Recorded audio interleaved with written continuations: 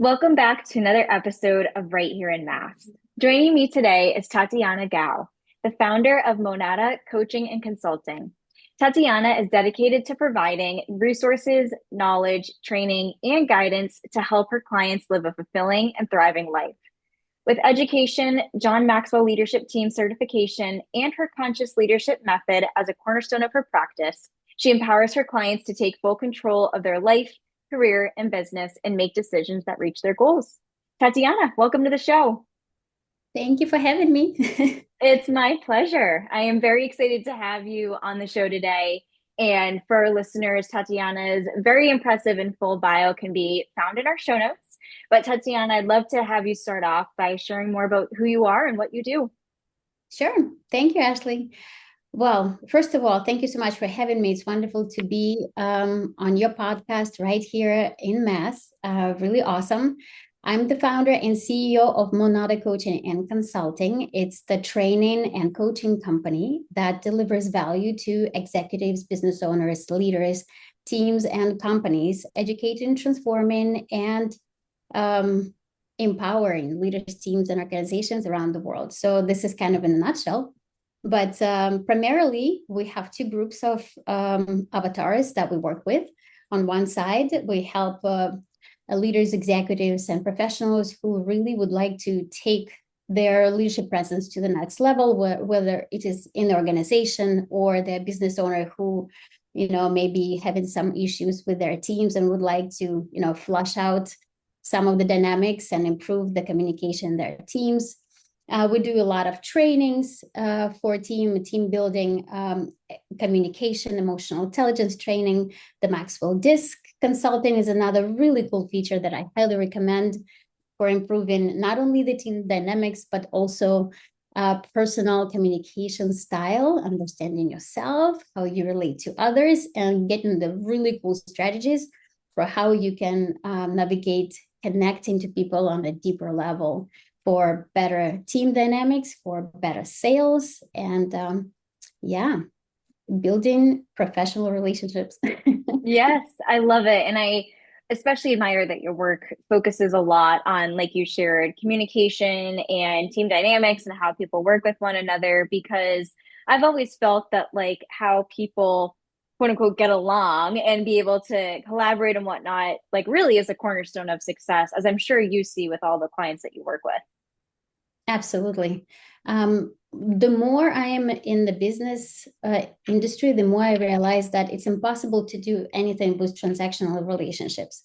Say potentially only if you're selling products, yes, that might work. But even for that, you still need to have partners. You still need to have a team, and the ability to develop emotional intelligence and social skills to work effectively with people, to lead people, right? This is like the fundamental, the cornerstone of leadership in any business. So the more we're able to understand how we connect to other people, and the more we're able to understand who is in front of us and how they are able to receive the value we're trying to provide to them, the more powerful those connections become. Oh, absolutely. And I'm curious to hear what got you started in this work. Oh, it's actually really interesting. It started out not as anything that I would expect. It started out as a personal coaching, first of all. And this happened during COVID when the shutdown happened. And I was a part of a really large dance community at that time. And I worked at the Harvard Kennedy School of Government in the leadership development space, but never really thought of opening a business at that time. However, what happened was that, being isolated from my community, I felt really lonely. And I reached out to all my, Facebook community I was part of at that time and say, hey guys, would you like to join me on Zoom on Sundays and, maybe talk about on the topic that everyone is, curious about or worried about, because there was a lot of fear and anxiety at that time. And maybe we'll meditate together because I have a background in psychology and meditation from the Hedwin School of Psychology, Martial Arts, and Meditation in Krasnodar, Russia, where I was born and grew up. And I never shared that with anyone, but people started coming. I was doing it for free for myself, Mhm. selfishly. Yeah. for the entire year. And then at the end of the year, people started sending me donations. And I kind of got puzzled and I paused for a moment to think to myself, well, there is more to that than I probably realized. And at that moment, I looked back. You know how sometimes you look in your life in the hindsight and like all of the experiences you've had all of a sudden sort of like fall into the right place in the bigger puzzle. And then Mhm. you realize like, aha, so now like I totally It moment all of makes sense now. okay. So with my background in leadership education and leadership development at the Rockefeller Center, Dartmouth College, I'm also an alum. I graduated with a globalization degree from Dartmouth and was invited to work at the Rockefeller Center there, educating undergraduate students on leadership development and running, creating, evaluating, essentially teaching leadership to undergrads. Then when I moved to Boston, I was invited to work at the Harvard Kennedy School of Government, also in the leadership development space now with a mid-career public policy leaders and at times for senior education program for the senior government leaders. I was able to also serve as the coach for negotiation conflict resolution for one of the courses at HKS, negotiation across differences. So, having that and realization that, wait, there is a leadership. Then there is also consciousness that comes from much earlier, period of my life in the teens, Mhm. which I will also talk about briefly. And then I also realized that a lot of professional spaces are lacking conversations about energy. Mm. Um, and outside of organization, you can totally see that people are in tune with that and light with that. And you will hear conversations like, oh, look at the clock. It's like 11:11. Everyone is like, knows what it is all of a sudden. Yeah. But when you're in a professional space, for whatever reason, it's actually not even appropriate in the corporate world to even speak about something that's aligned with the energetics or spirituality because it's accepted as woo-woo. And I think we're kind of like shooting ourselves in the leg here because saying that we don't have that, it's almost like saying like, well, I don't have a left arm or something like that, right? Right. Yeah. So this is where, and yes, I do. Thank you. And this is where my conscious leadership method started formulating in my mind as based on the trifecta of leadership, consciousness, and spirituality as the energetics of how we are creating our life and how we are showing up as leaders, because not many people talk about this. But also teaching your team to become the leader where they are.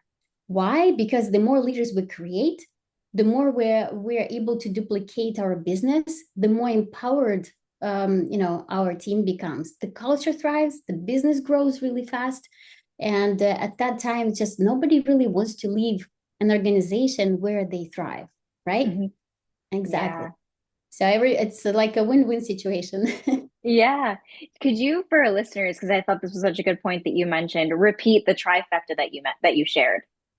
Leadership, consciousness, energetics, and spirituality. So the three uh, Yeah.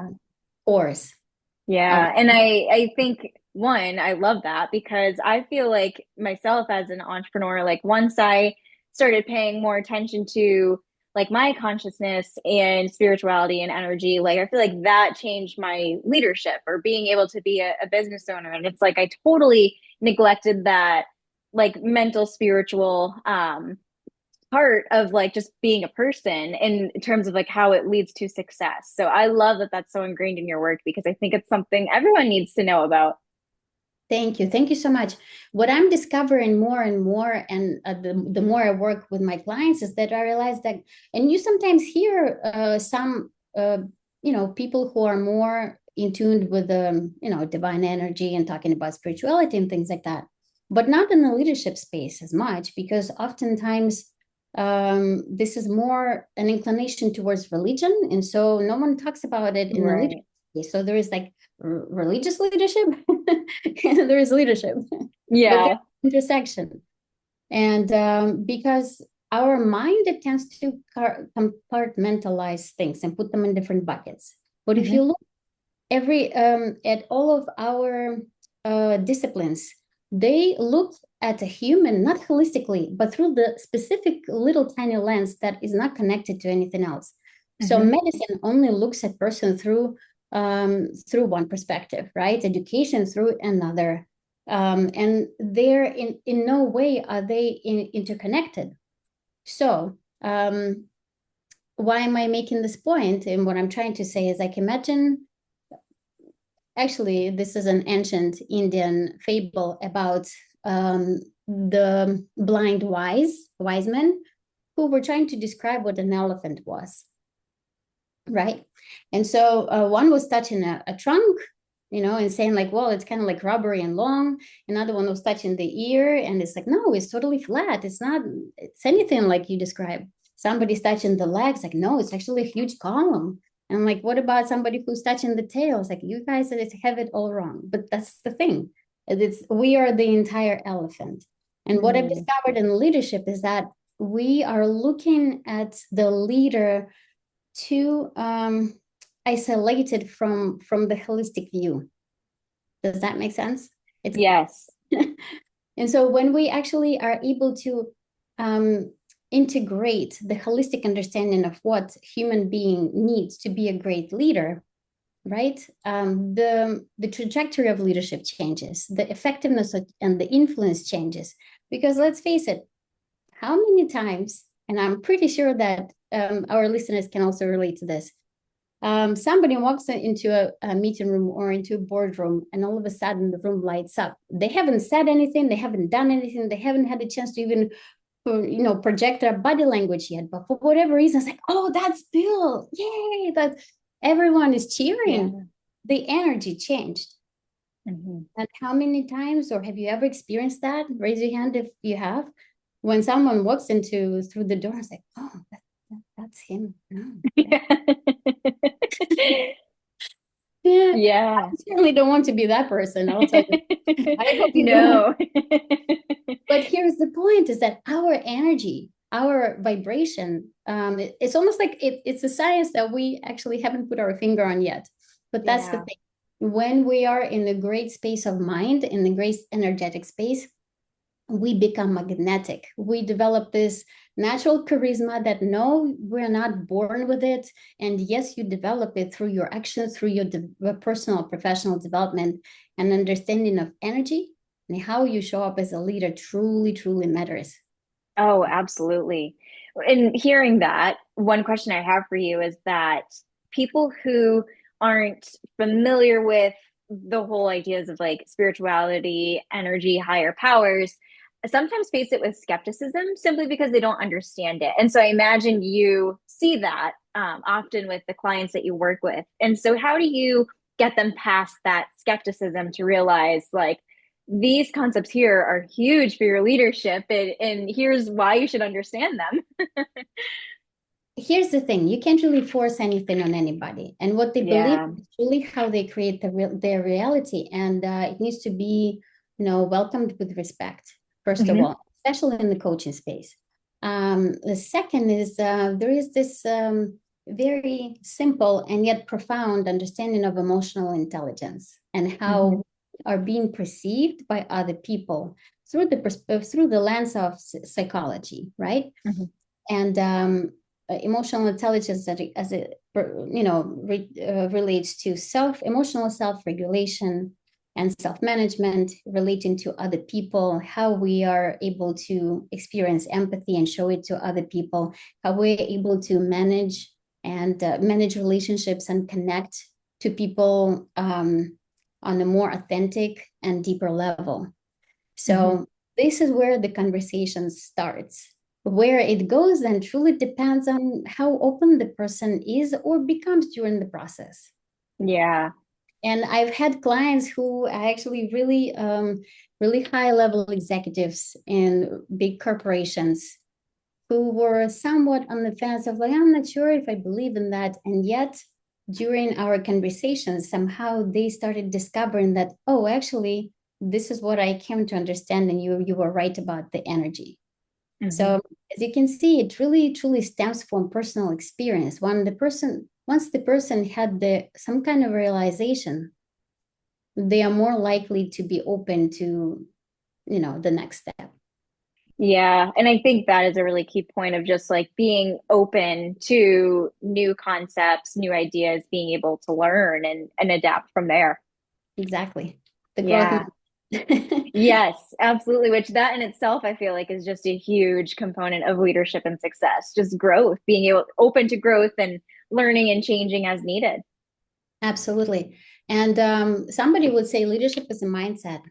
And many people don't see themselves as leaders simply because there is this kind of like overall social understanding that if I'm not in a leadership role, I don't need to be a leader. I'm not a leader. If Hmm. you ask anybody on the street, the majority of people will respond in that way.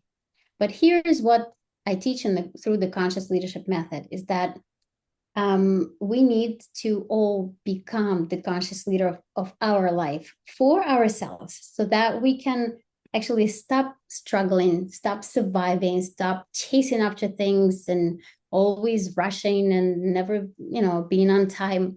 Um, Becoming the leader of your life gives you the agency to consciously create your life the way you want it and elevate your consciousness and your life to the next level.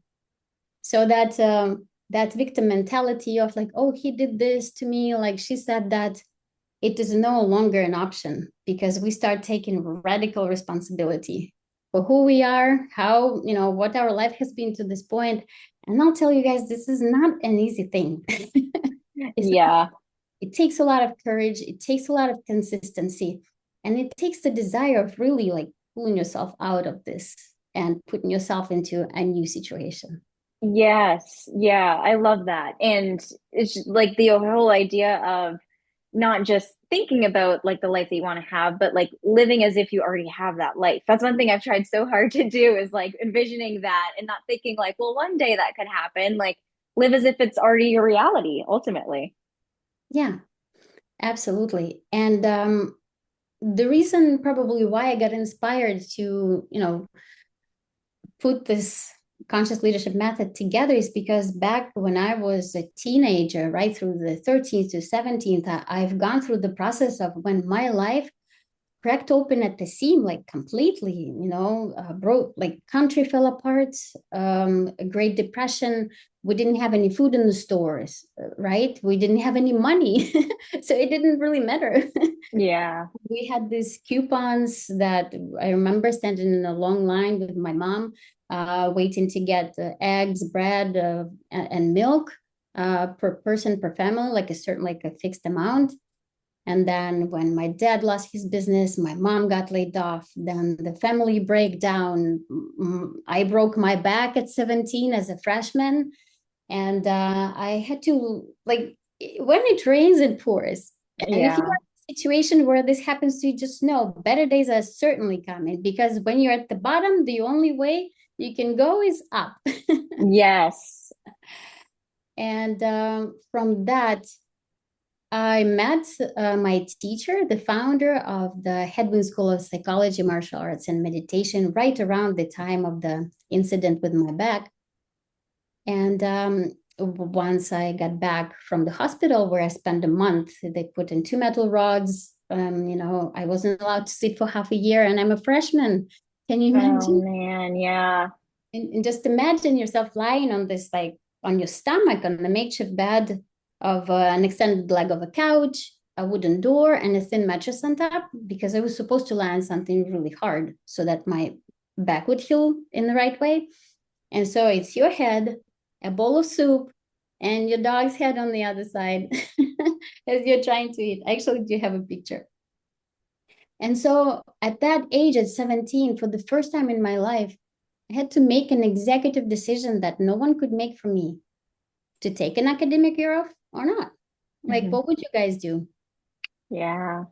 And I listened to myself really well, and knowing what was going on in my mind at that time was really difficult to deal with. And I decided to go to the university, and my mom will walk me in the winter because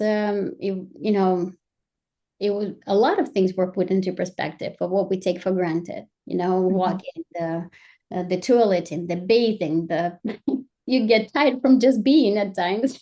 Yeah. And I went to the university, I stood at lectures, I graduated on time. And, I can tell you that, yes, becoming the conscious leader of your life is the thing. And why this came about, my teacher, Sensei Pavel Leonidovich, when I get back from the hospital, he said this interesting thing to me. He said, Tatyana, you need to become the leader of your life. And I'm like, sure. What does that mean? But what does it mean? Like, I'll do it. Just tell me. And the thing is that it takes a lot of work. It takes a lot of courage to look at what truly scares us inside us. It takes a lot of Mhm. guts to forgive yourself for the things that you've done that maybe hurt others or hurt yourself. But once you go through that, you see the light at the end of the tunnel, and Yeah. the next level is right there. If only we have the courage to step into that light. hmm Yeah. And you said something that I want to reiterate here, which is like, one, of course, being the leader of your life. And it sounds like from what you've shared that people are hesitant to do it or don't always do it because it's a lot of work and they know it's a lot of effort to do it. And so, for anyone who's listening to this episode who wants to make that change, but is like, oh my gosh, there's so much to this. I don't even know where to get started. Like, what advice do you have for them for just being able to put that first foot forward? I think the most important thing to start with is to look around in your environment and Mm-hmm. eliminate the energy drains. Because even just thinking about doing something is an energy drain on its own. Like if you can clear up the space, imagine that there is this beautiful spring flower that's hidden, like you can see it a little bit, like the top, right? The violet, for example, but it's hidden by the old dry leaves, and it can barely breathe or can barely get any sun. So if you can move those leaves out so that the flower can bloom and breathe and get the sun and get the rain, then you're able to actually grow. And in order to do that, it's truly the process of um, liberating yourself from the old Mm-hmm. subconscious programs, from all the conditioning that is preventing us from thriving, and ultimately starting to develop an inner observer. Start observing yourself. So do you like this? Does this feel good? If it doesn't feel good, why do that? Right? Start being honest with yourself about some of the things that maybe you've done that were going against yourself. Mm-hmm. And literally listening to your soul. What does your soul truly want? Like close your eyes and listen to that voice that keeps screaming at you and Yeah. telling you like, go this way. But oftentimes when we are too busy to slow down and sit quietly, we don't hear it. So I Mm-hmm. invite you today to pause, go for a walk, or even find a quiet space and just close your eyes and to listen to yourself and ask yourself, what do I really want? And you will Mm-hmm. get the answer. Yeah. Oh my gosh, I love that. And I love what you shared too about just like, I mean, I call it like an audit. So like auditing your life. Like what isn't serving me anymore? What am I Yes. not doing enough of that I want to do more? And like you said, getting rid of those energy drains about what's pulling you in the wrong direction or holding you back from where you should be or from where you want to be. Yes, and even relationships that may not be serving you, Mm-hmm. and even the environment, the habits that may be pulling you back from where you're trying to go. Mm-hmm. Absolutely. Especially because, like, I know, of course, your work, I mean, I know you started with personal coaching and now your work revolves a lot around like leadership coaching and executive stuff. But I feel like I've always felt that your personal life totally crosses over into your professional life. So even though you may have like personal relationships that are holding you back, I mean, that is totally going to affect you professionally because of that energy or whatever's going on. And so I'd love to hear more about your perspective on that. Like everything's all kind of intertwined. Of course. Well, as simple as we wake up in the morning, if now let's use the word leader, right? Because leaders are people. Mm-hmm. They have personal life, they have business and professional life where they serve as the leader. But Mm-hmm. if a leader wakes up in the morning and the first thing they do is like start scrolling their emails without even having given themselves a frame of what they want to create in this day, it's going to be a chaotic day because they already put themselves into this frame of mind. It's Mm-hmm. truly important. And here's the tip, like um, the space when you wake up is the open window for you to put a program into your subconscious to say, this is how I want to feel today. It doesn't mean that you're not going to do all the work you need to do, you will, but the way you feel will change. And the opportunities that will be open to you will also change because you will become more open. If you give yourself this space to sort of meditate a little, go for a walk in the morning, or just simply be with yourself. Not that often do we give ourselves the opportunity to simply be with ourselves and listen to what we truly want. And then if that doesn't happen, the anxiety builds. How Mm-hmm. how many of you have felt this way? As in, like when you wake up in the morning, you think, oh my God, I need to do this, I need to do this. Oh yeah, I forgot. I need to go do that and that. And the thoughts Every day. phase. You're just like, and the day hasn't begun and you're already exhausted. That's, by the way, one of the energy drains that is truly important to get rid of. So by the time the leader gets to work, if they are not aligned in their body, mind, and soul in the vision of what they want to create with their team, they're coming in the energy of that hustle, that Mm-hmm. aligned, kind of like irritable state. And so, do you think the team members aren't going to feel that? Of course they will. And everyone will interpret that your energy or the energy of this leader in their through their own lenses of perspective, right? Somebody would feel like, oh my goodness, he's not happy with me, like I did something wrong, right? For example, right? So it is truly important for us as leaders to align ourselves first and foremost because we are responsible for the energy that we bring to the teams. And then Yeah. teaching the team members to actually do the same. And I actually really love the book by Jim Dathmer. If you guys haven't read it, I highly recommend. The funny thing is that I finished writing my book on conscious leadership, on my method. And then a Mm-hmm. friend says, oh, by the way, did you know that there is this really awesome book on conscious leadership, 15 Commitments of Conscious Leadership by Jim Dathmer and his colleagues? I said, not really. And when I read it really resonated. Yeah. My method takes it to the energy level, right? So I also Mm-hmm. talk about the energetic dimensions. But what he shared was truly important. It's like think of a team as like a hose, right? Mm-hmm. And if there is some kind of a energy block, like someone is in the negative, mental space, it creates negative energy, right? And it creates a kink in the hose, so the water can't really go through that. So you can't really water the garden, right? Because there's a kink in the hose. And so our energy spills over into anything. That's why it's so important for leaders to, one, really align themselves first. Then they really need to know the vision and the mission for the company and organization, especially now in the AI world, knowing where you're going and why it's important to you, knowing the values, communicating those values to the team, right? So that they know why they're there, so that they feel that their work is significant. No one wants to do the job that no one cares about, right? Right. And it devalues our presence. Like, why are we even doing this? So having the vision, the mission, the values, realigning the goals with the team, it takes a lot of work, but that's important work.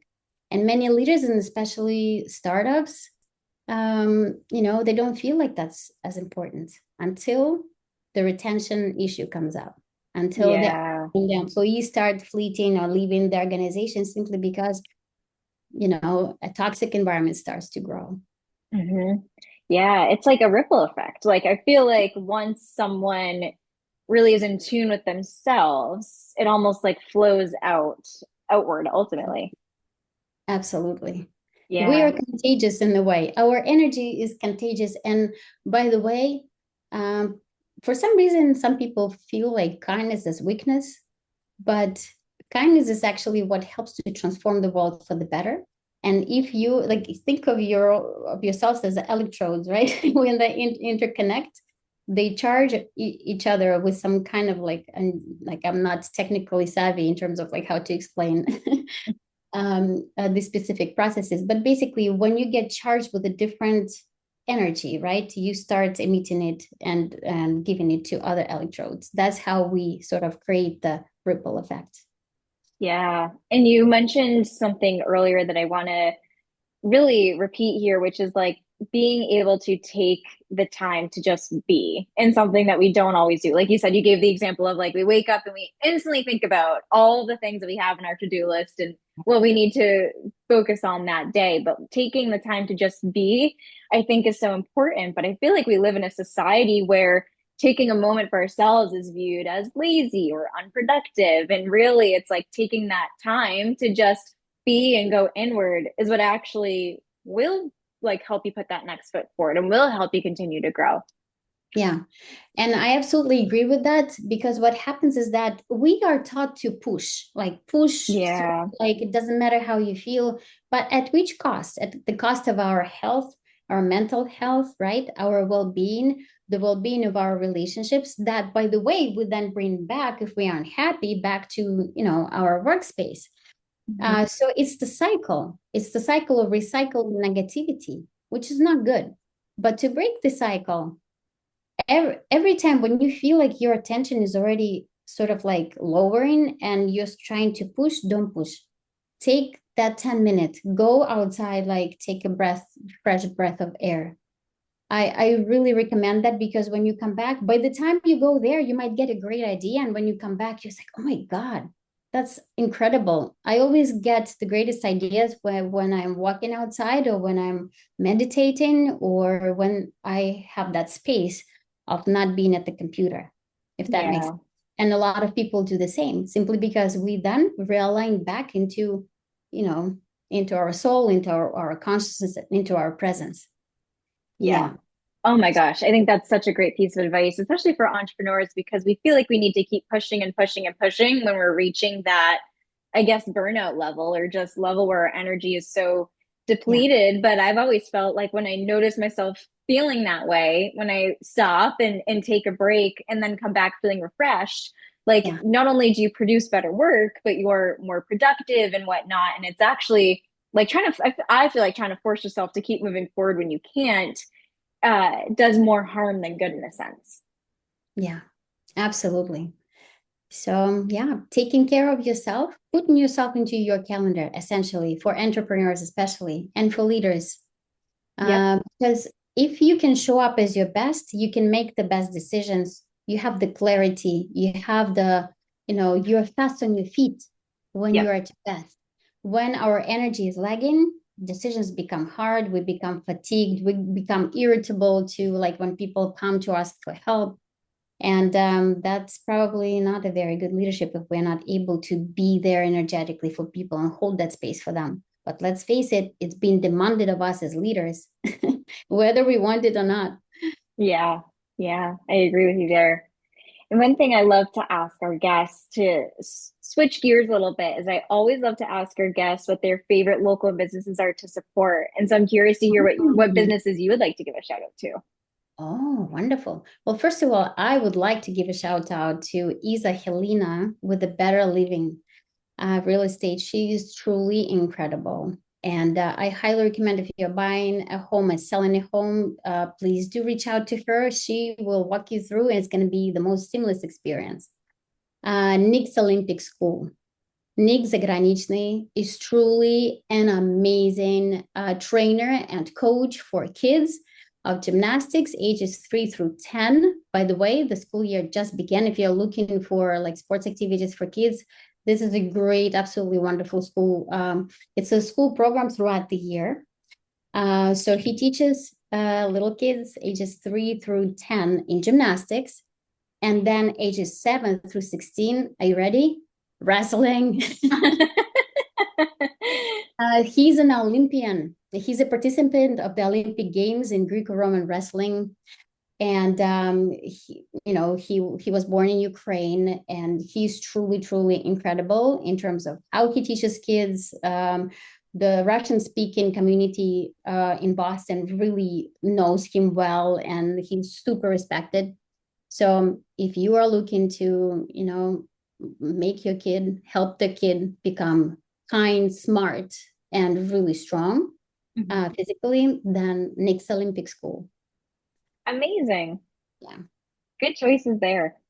Yeah. Tatyana, this has been such a fun episode, and I've so enjoyed having you come on the show to share your expertise about everything involving leadership and coaching and spirituality and energy. I mean, so many different things that are so important that all come together so nicely.